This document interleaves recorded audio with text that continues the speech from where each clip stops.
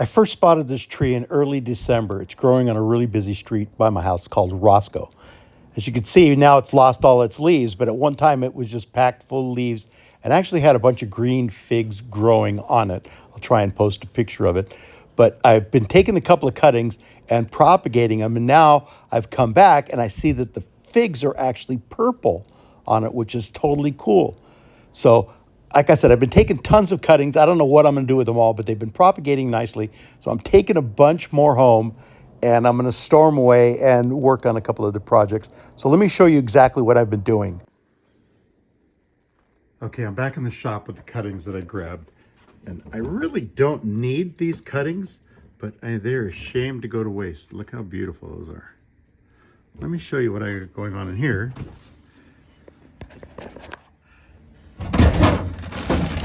In here, I have, those are all from the same tree, and these are all from the same tree. So I have plenty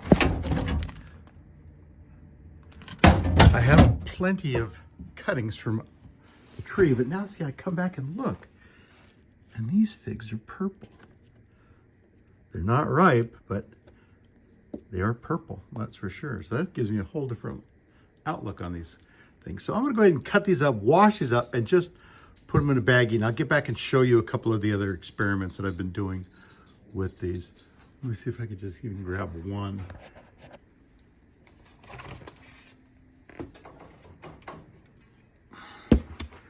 Here's one that I already rooted. As you can see, they're doing really well. And there's other ones in there. And here's another one to give you an idea how nicely these are rooting.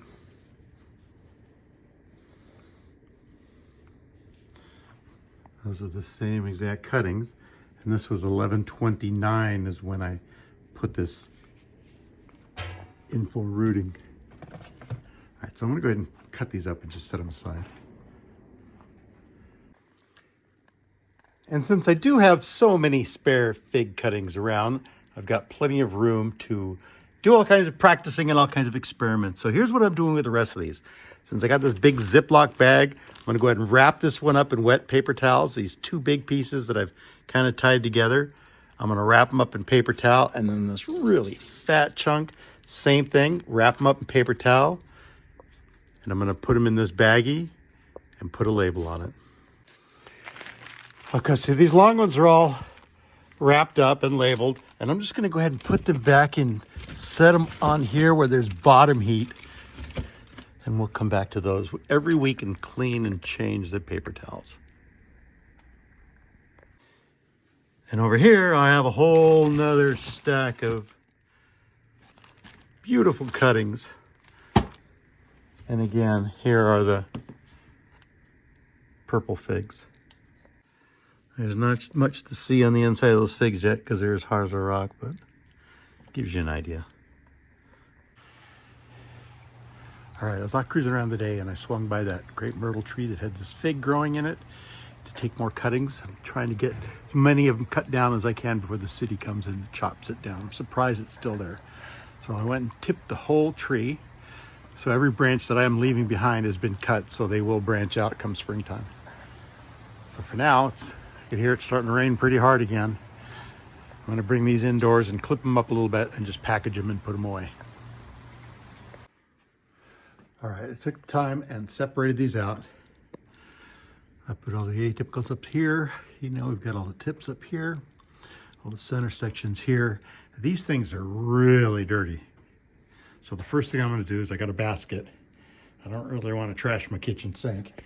So I'm gonna put these in a basket. It's raining today, so I'm gonna do this out in the rain. Got the basket outside and literally just gonna hose it down and get all that road grime off of it. And I washed my hands.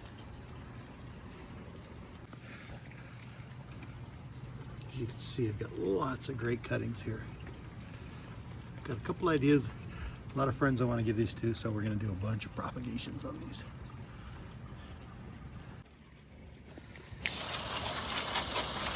And I'm going to do the same thing with all the tips, just to get the road grime and dirt off of them before I give them a good scrub.